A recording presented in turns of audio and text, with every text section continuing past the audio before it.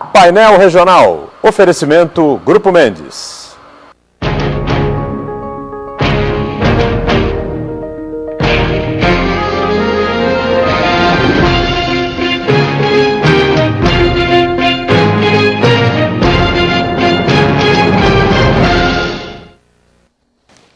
Boa noite, estamos abrindo mais uma edição do nosso Painel Regional, sempre aqui pela TV Santa Cecília, não é? A gente de segunda a sexta-feira traz sempre a partir das 10 da noite personalidades aqui da região metropolitana, promove aqui entrevistas importantes e debates sobre os temas que estão na pauta aqui da Baixada Santista e do Brasil também. Lembrando que o nosso primeiro encontro do dia é sempre às 1h30 da tarde, no Painel Debates, também com figuras importantes aqui da Baixada e do Brasil, discutindo e debatendo junto com você um momento importante, as questões fundamentais para o crescimento, para o desenvolvimento da região metropolitana e do Brasil também. O Painel Regional recebe nesta edição o advogado Dr. Rogério Merrana, especialista em Direito Eleitoral, professor universitário e que é atualmente o coordenador da ACS Jovem, que é uma ala, um setor, não sei, vai explicar direitinho, né, da Associação Comercial de Santos. Dr. Rogério Merrana, boa noite, tudo bem? Boa noite, meu turão, tudo bom? É um prazer estar aqui, vocês abrindo espaço para a gente poder explicar um pouco melhor e convidar as pessoas para participar da ACS Jovem. Legal, obrigado ao Merrana por estar com a gente aqui, como também o nosso Aldo Neto, mais uma vez, companheiro jornalista, participa e colabora conosco no Painel Regional. Tudo bem, Aldo? Boa noite. Tudo bom, Muturão, doutor Rogério, telespectador. Vai ser uma conversa boa aqui hoje, né? Muito bem, com certeza a gente vai ter um programa interessante, uma série de informações importantes para o amigo telespectador que sempre pode participar com a gente, né? 3014-5281, você liga, envia aí o seu comentário, faz a sua pergunta, né? Opina a respeito dos temas, dos assuntos importantes que a gente coloca em pauta, coloca em discussão aqui no Painel Regional. Bom, o Rogério Merrana, né? Roberto Merrana foi seu tio, meu né? Tio, Lamentavelmente já nos deixou há algum tempo, né? Orgulho. Realmente era uma figura bastante destacada e muito respeitada aqui na região. Agora o Rogério Merrana, como eu disse, advogado, né? Especialista na área eleitoral, a gente pode falar um pouquinho sobre isso mais para frente, né? E é o coordenador da ACS Jovem, né? Então eu queria que você explicasse aqui para a gente, né, o que é a ACS Jovem, quando é que ela foi criada, quais são os objetivos, né? Como é que você chegou a essa função aí? A ACS Jovem acabou de completar 5 anos de idade. 5 anos já. Estamos indo agora na nossa 6ª gestão, portanto. Ela surgiu como um projeto de desenvolvimento de lideranças da Associação Comercial de Santos. A Associação Comercial de Santos, que é uma casa já centenária, procurando gerar novas lideranças, fomentar isso, criou a ACS Jovem. O grupo de jovens, óbvio, começou a se fortalecer, efetuar um trabalho na região, e a gente começou a desenvolver um trabalho voltado para o empreendedorismo, para desenvolver e apresentar para as pessoas a possibilidade de empreender. Isso entrou dentro da gente e virou nossa vocação. Hoje a gente diz que nós somos um grupo de jovens empreendedores. Então o nosso trabalho é fomentar e desenvolver o empreendedorismo. Como que a gente faz isso? Realizando eventos para mostrar para o jovem as possibilidades, a realidade da região e ele saber como que ele possa empreender. Doutor, eu costumo dizer que eu cresci, o Aldo também, ouvindo que quando você se formasse na faculdade, você tinha que ou fazer concurso público ou subir a serra. Normalmente a gente escutava muito isso, né? E isso me machuca, porque a minha família inteira fez o negócio dela em Santos, eu trabalho em Santos, nós vemos Santos com possibilidades. Não é fácil, não, mas família existem. De advogados, diga-se de passagem, né? Não é? Exatamente. Mas não é fácil ter um negócio em Santos? Não, mas não é fácil ter negócio em nenhum lugar. Se você estiver preparado, bem instruído, bem educado e conhecendo as oportunidades, você vai conseguir. Só para dar mais um pitaco, uma coisa que a gente costuma dizer, mas eu vou abrir um negócio como? Com que dinheiro? Dinheiro no Brasil não falta. BNDES está dando linhas de financiamento a rodo. Caixa Econômica Federal. Para todo mundo? Para todo mundo. Tem alguns que são mais apaniguados lá e que merecem... Ou não merecem, não sei, mas levam também. Vamos dizer que as grandes verbas do BNDES é uma outra história. Mas o fato é... Você fazer estádio de futebol, então, tá fácil. Isenção fiscal, então, tá uma maravilha. Mas existe. E aí o nosso trabalho... negócio esporte médio, claro. É lógico. A gente está falando de primeiro negócio. A gente está falando de primeiro negócio. Uma pessoa que não tem nada e que quer ter aquele primeiro negócio. E é possível. Então... óbvio, a gente não vai dar o caminho, até porque a pessoa tem que conhecer a vocação dela. Não adianta eu falar, olha, tecnologia é um grande negócio se a pessoa não entende tecnologia. Mas a pessoa pode entender muito de fisioterapia e abrir um negócio dela nessa área, desde que ela tenha o pré-requisito, saiba quem que ela pode se apoiar, quem que ela não pode, se ela pode procurar um Sebrae, se ela pode procurar uma universidade para ser parceira, se ela pode procurar a incubadora de empresas de Santos. São opções que existem, mas que o jovem não conhece. E aí o jovem fica lá preso no São Paulo, concurso público, São Paulo, concurso público. Agora, a ACS Jovem, ou a própria ACS, Associação Comercial de Santos, não é? Ela é conhecida, né, como uma associação formada aí pelos empresários da área portuária, pelos empresários da área do café, fundamentalmente, não é? Exatamente. De repente surgem essas aberturas, né? Como é que surgiu essa possibilidade lá? Como é que se abriu essa janela aí para... Eu costumo dizer que é um posicionamento de vanguarda deles. Eles, me parece, tá? Quem sou eu para falar em nome da CS casa, instituição, mas me parece que eles estão percebendo o futuro. Que essas pessoas que são jovens hoje vão estar amanhã nessas grandes empresas, vão estar com as suas grandes empresas, e eles estão oxigenando a eles mesmos. Existem limitações para você ser um coordenador ou um vice-coordenador da CS Jovem, você precisa estar vinculado a uma empresa que seja vinculada à associação comercial. Mas para você participar, basta apenas você ter 30 anos. Uma coisa que eu quero aproveitar para convidar quem... Até 30 anos de idade. 30 anos, né? Se você tiver mais, você pode participar, mas você não vai poder ocupar nenhum cargo.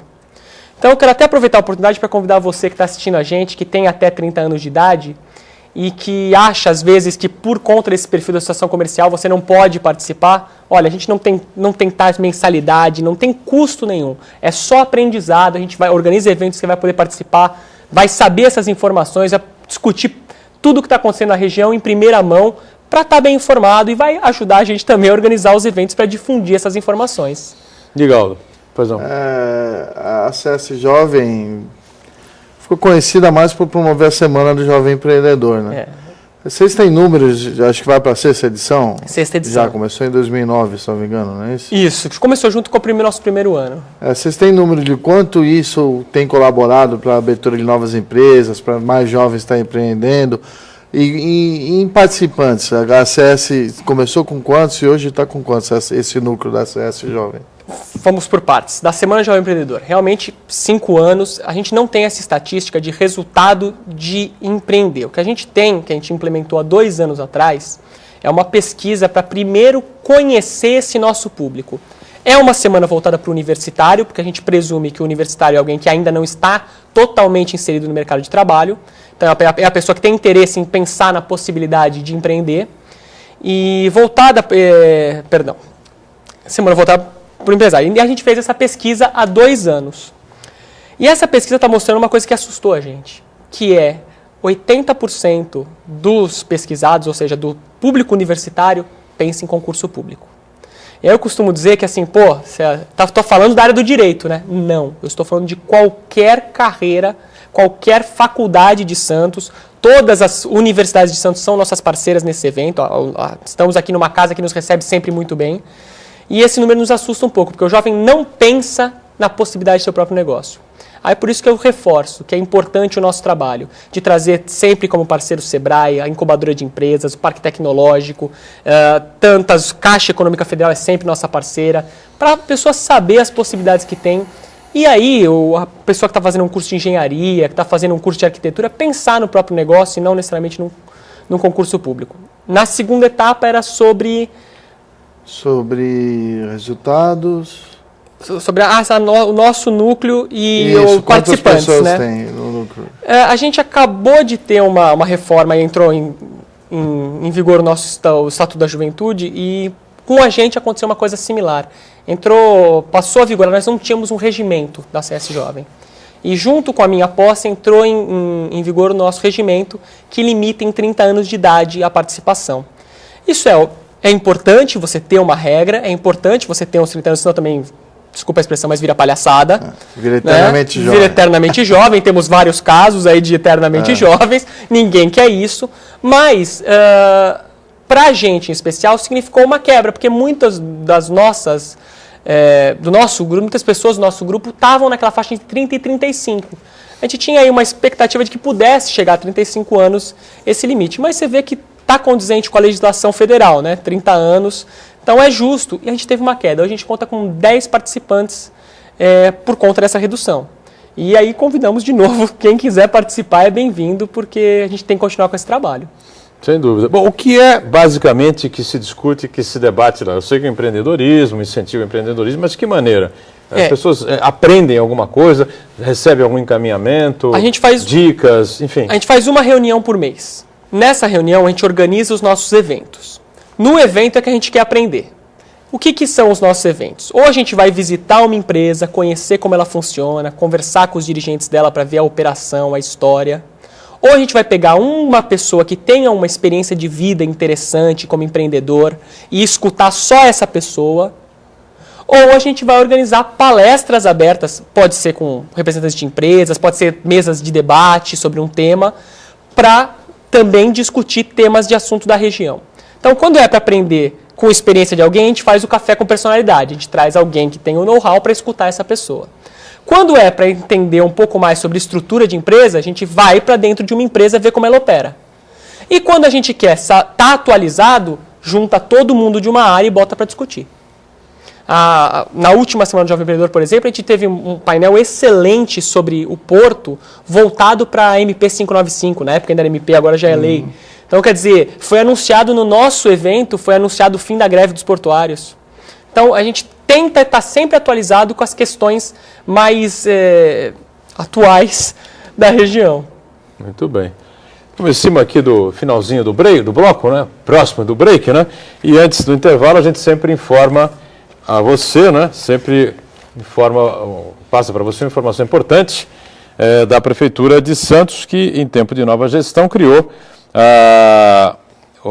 retomou o orçamento participativo aqui no município, um instrumento que permite aos moradores indicarem as prioridades para os seus bairros. Neste ano, a população poderá participar da elaboração da lei orçamentária para o ano que vem, 2014, em 5 audiências. 3 já aconteceram, só faltam 2, portanto, realizadas em regiões diferentes aqui da cidade.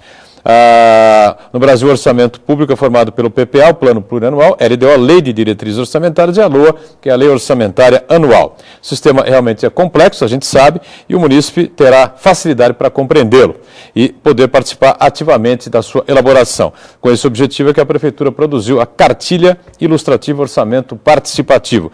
De maneira simples e didática, a publicação compara o orçamento de uma família com o orçamento municipal. Próxima reunião amanhã, dia 15, no reunião dos Morros, na cidade de Santos, lá na Escola de Samba Unidos dos Morros, na Avenida Antônio Manuel de Carvalho, na Lagoa da Nova Sintra, sempre a partir das 19 horas. Será a 4ª e penúltima reunião sobre orçamento participativo. Intervalo, a gente volta já já.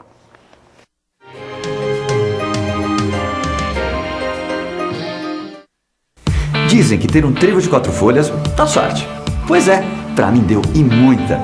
Depois que eu coloquei um trevo de 4 folhas na minha vida, eu ando numa tranquilidade só. Em casa, no trabalho, na rua, até no trânsito. Quer ver o meu trevo? Tá aqui, ó. O cartão da corretora de seguros Ozan. Ozan Seg, corretora de seguros, com a tranquilidade que você e sua família merecem. Esse trevo mudou minha vida. Imagine viver todos os dias de braços abertos para uma das mais lindas vistas de Santos e para o conforto de estar ao lado do maior shopping de Santos, Ville de France. Mais um grande empreendimento com a qualidade da construtora Miramar. Muito espaço, alto padrão de qualidade e uma vista livre para o mar. Venha conhecer. Visite o showroom em frente ao shopping. Ville de France. Você de braços abertos para a felicidade. Farmaconde é a receita de saúde, te acompanha onde quer que você vá. Farmaconde é qualidade, preço baixo pra valer. Farmaconde pra você. Farmaconde é a receita de saúde. Farmaconde você pode confiar. O melhor atendimento, preço baixo pra valer. Farmaconde. Farmaconde, a dose certa para o seu bolso. Santos oferece aos seus da melhor idade uma ótima qualidade de vida. Pensando nisso, a Soldier Segurança lança no mercado Help Care Soldier, um sistema de monitoramento pessoal para melhor idade e pessoas com necessidades especiais. Help Care Soldier, basta apenas apertar o botão e a Soldier tomará todas as providências para socorrê-lo. Help Care Soldier, o sistema de monitoramento da vida. Ligue e informe-se 2202-7315, porque a sua vida é muito importante para nós. Grupo Soldier. Certeza de segurança 24 horas por dia. Realize seu sonho do ensino superior. Faça o vestibular da Universidade Santa Cecília em ensino à distância. Cursos de gestão ambiental, gestão de recursos humanos, gestão financeira, logística, marketing, processos gerenciais e segurança pública. Vestibular Unisanta em ensino à distância. A menor distância entre você e o mercado de trabalho. Informações 3202-7101. Inscreva-se já. www.unisanta.br. Caioa Tapeçaria. Sua casa é nossa especialidade.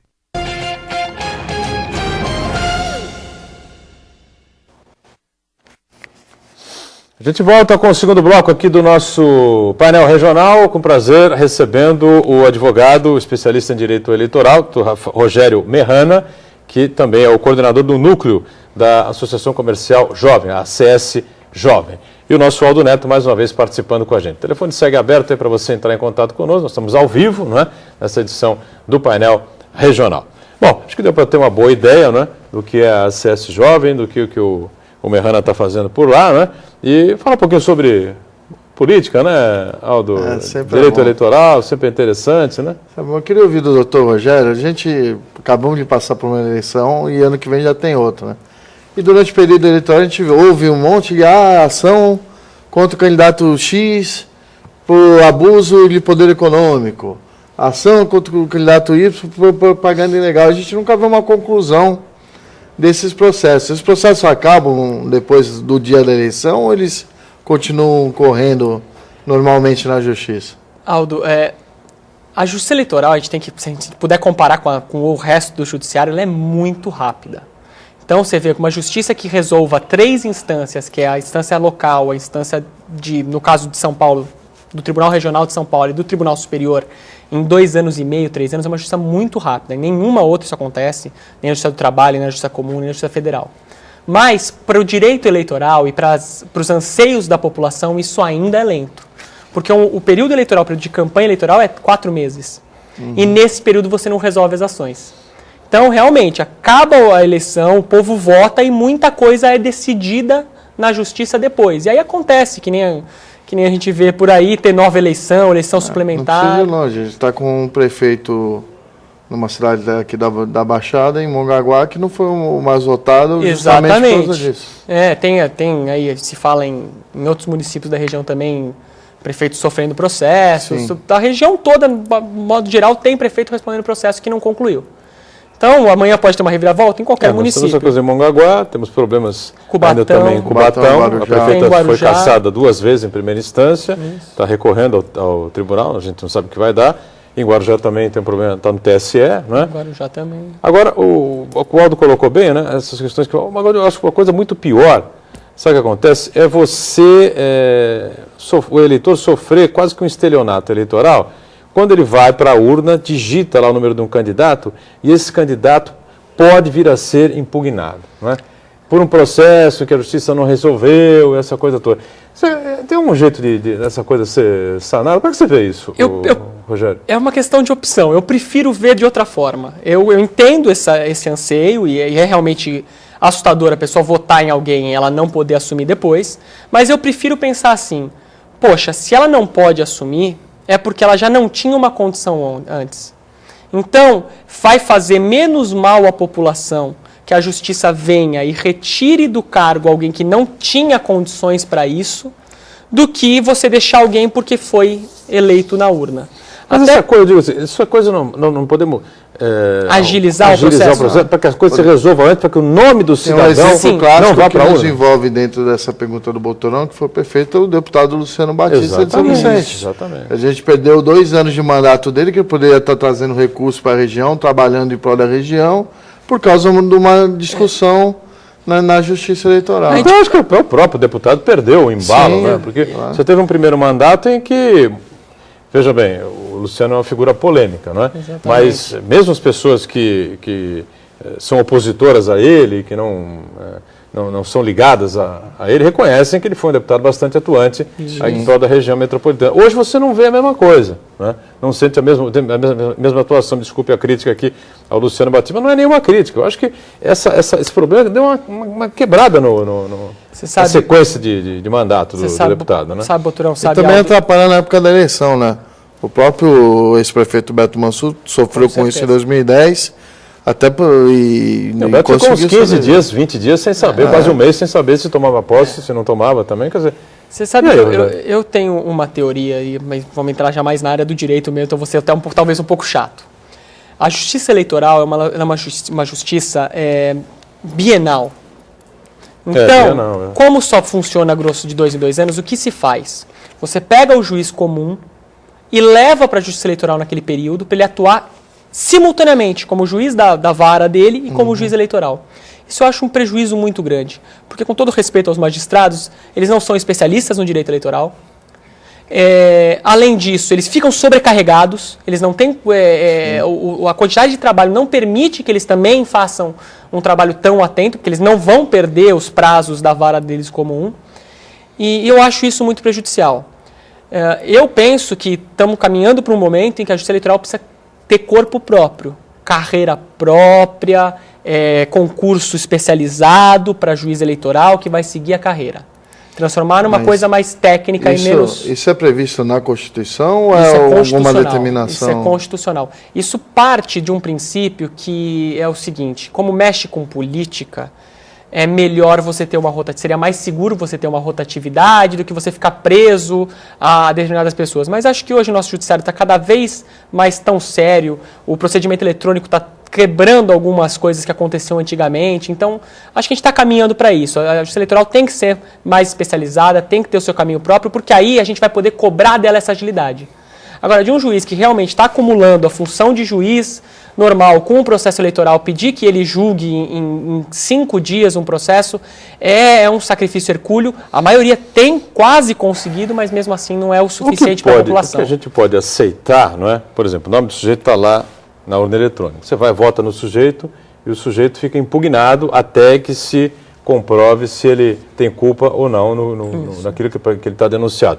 É algo que tem acontecido uma semana antes do pleito, ou algo que tem acontecido no dia do pleito, tá certo? Boca de urna. Aconteceu com o prefeito Gilson Barbieri, de Peruíbe, que foi impugnado, entrou a filha, foi prefeito, né? Mas ainda deu tempo, né? Mas na urna era o Gilson, a foto dele, quem estava votando nele votava nela. Isso também é uma coisa confusa, né? Não estou dizendo que foi o caso dele, porque eu não conheço, mas que votou, tem gente que faz nele, isso de propósito. Nele mesmo, né? Tem gente que faz isso, não sei se foi o caso lá, porque até pelo pouco que eu acompanhei, não pareceu ter sido.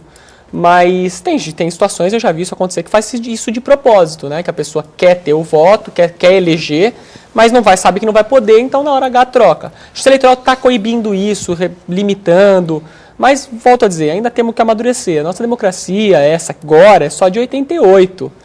Quer dizer, calma lá, são 24 anos ainda. É verdade. A gente está melhorando, a gente está caminhando, porque a gente precisa estar atento e cobrar. Então são coisas que a gente vai chegar lá.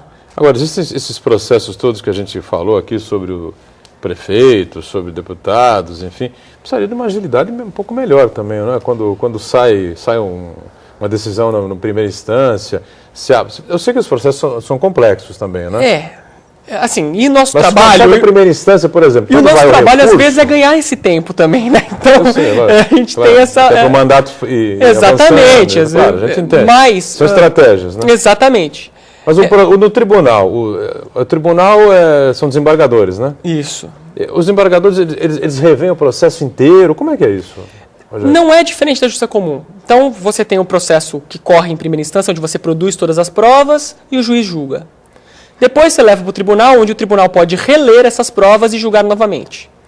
Depois você leva para Brasília, onde não se discute mais matérias de prova, só a interpretação jurídica dada ao caso. Então, se aquele fato ocorreu ou não, tem que estar estabelecido antes. Agora, se aquele fato gera consequência da punição, aí Brasília pode discutir. É basicamente isso. Agora, a lei eleitoral até que é bem feita. Por exemplo, uma ação de investigação judicial eleitoral, que é essa que apura os abusos, que é a que geralmente dá problema, uma ação dessa está prevista pela lei para durar no máximo 21 dias. Mas aí entra subterfúgio de advogado, entra aquela dificuldade do juiz. 21 dias era bom, hein? E esses prazos, 21 dias em primeira instância. Sim. Aí você levaria para a segunda instância, andando rápido, você conseguiria ter um julgamento em 4 meses final. Sim. Só que entra o subterfúgio de advogado, entra a dificuldade dos juízes também por conta de excesso de trabalho, que vão dificultando a situação e a gente não consegue botar isso em termos. Mas está bem encaminhado. Eu volto a dizer, eu sei que é ruim, eu sei que atrapalha, mas se a gente for comparar com quantas e quantas histórias a gente não ouve de gente que morre sem receber aposentadoria? Não é a mesma coisa. Claro não. A gente tá muito, a justiça eleitoral está muito avançada, tem muito que melhorar, a gente não pode também se acomodar, mas ela tá caminhando bem. E, doutor, como é que funciona a questão da propaganda antecipada? Porque a gente, por exemplo, esse ano nós não estamos vivendo um período eleitoral. Mas o que a gente vê, e que já é do saber público, do que da pessoa candidata, fazendo coluna em jornal, aparecendo nos programas dos partidos. Em programa de partido. Mas o PT foi para cima do PSDB, que foi para cima do PT, que foi para cima do PSB. Que foi Em rede social, então, nem se fala. Os candidatos falam de tudo. Aparecem os pré-candidatos. O tempo inteiro, e a legislação, pelo menos em rede social, que eu tenho conhecimento, ela é muito... Está começando ainda, tem pouca coisa. Não tem como criar um mecanismo de coibir esse tipo de propaganda, ou então buscar tem que se repensar o sistema político brasileiro, copiar um pouco o norte-americano, se ter mais tempo para a discussão política. Que lá você primeiro tem a discussão política dentro do partido, que leva 2, 3 meses, depois tem a eleição em si, que é mais... Exatamente. Vai-se um ano discutindo a eleição. E você botando os nomes para a população poder ir analisando. Deixa eu fazer um rápido intervalo, aí a gente volta com o Rogério Merrano aqui, ele vai poder explicar com mais calma toda essa situação levantada pelo Aldo, né? A gente vai para o break e volta já já.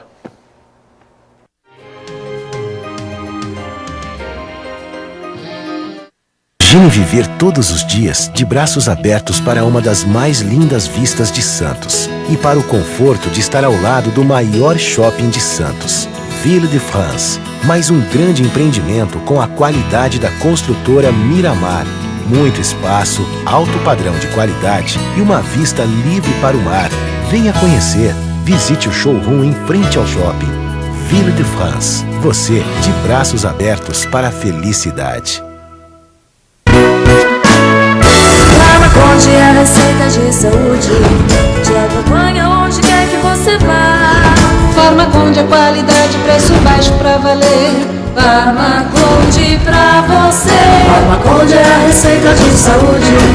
Farmaconde você pode confiar. O melhor atendimento, preço baixo pra valer. Farmaconde. Farmaconde, a dose certa para o seu bolso. Santos oferece aos seus da melhor idade uma ótima qualidade de vida. Pensando nisso, a Soldier Segurança lança no mercado Help Care Soldier, um sistema de monitoramento pessoal para a melhor idade e pessoas com necessidades especiais. Help Care Soldier, basta apenas apertar o botão e a Soldier tomará todas as providências para socorrê-lo. Help Care Soldier, o sistema de monitoramento da vida. Ligue e informe-se 2202-7315, porque a sua vida é muito importante para nós.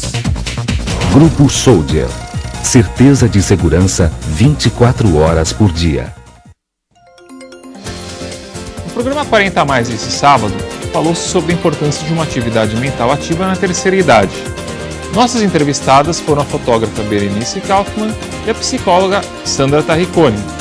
As duas mostram que esse pode ser um bom momento para grandes transformações. Não perca nossas reprises e até lá!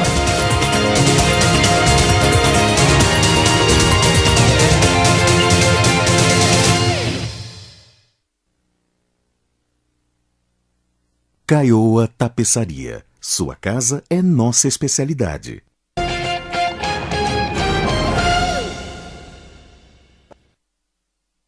Terceiro e último bloco do nosso painel regional, conversando aqui com prazer com o Dr. Rogério Merrana, advogado especialista em direito eleitoral, né? E também o coordenador do núcleo da ACS Jovem, da Associação Comercial de Santos, o Aldo Neto com a gente aqui, e você participando conosco. Uriel Vilas Boas está já mais uma vez a postos, né, Uriel? E a gente já abre espaço para você também, para os telespectadores aqui do painel. Bom, o Aldo levantou a questão importante, né, de propaganda eleitoral antecipada, e tudo isso que o Aldo levantou, eu queria emendar com essa coisa, os pré-candidatos, o PT foi para cima do PSDB, quando o Aécio Neves apareceu na televisão, e aí a presidente Dilma também foi para a televisão, e o PSDB foi para cima, dizendo que era propaganda antecipada, essa coisa toda. Como é que faz para diferenciar? O Eduardo Campos também tem feito sua publicidade, enfim. A gente tem um conflito muito grande, que é a necessidade do partido político de botar os seus nomes na rua antes, testar esses nomes até mesmo antes de botar eles como candidatos, saber se eles têm uma boa aceitação ou não, com a legislação eleitoral que proíbe essa propaganda e que diz, olha, a propaganda eleitoral só naquele período de eleição mesmo. E esse conflito é acirrado por aquela disputa entre o que é propaganda eleitoral, o que é direito de livre manifestação, o que é o direito da pessoa se promover, ou mesmo que não seja para fins eleitorais, para outros fins. Então, a gente tem que se apegar nisso. Antigamente, a gente tinha uma regra muito clara. Propaganda eleitoral é tudo que apresente o nome da pessoa, o cargo que ela está concorrendo, o número e a sigla partidária. Então, se eu tivesse esses pilares, eu consideraria isso propaganda eleitoral. Há alguns anos atrás, o Tribunal Superior Eleitoral mudou o entendimento e passou a ser qualquer coisa que você consiga identificar como manifestação de pedido de voto ou, pelo menos, que a pessoa se coloque como mais apto para exercer um cargo público. Isso, na minha opinião, apesar de entender e achar louvável a tentativa de melhorar, é muito subjetivo. O que é uma manifestação de que eu sou mais apto do que o outro, para mim, pode não ser para o Aldo, pode não ser para você, pode não ser para quem está assistindo a gente. Então, entre os juízes também vai ter diferença. Sim. E aí a gente deixa muito casual. Disso é o voto.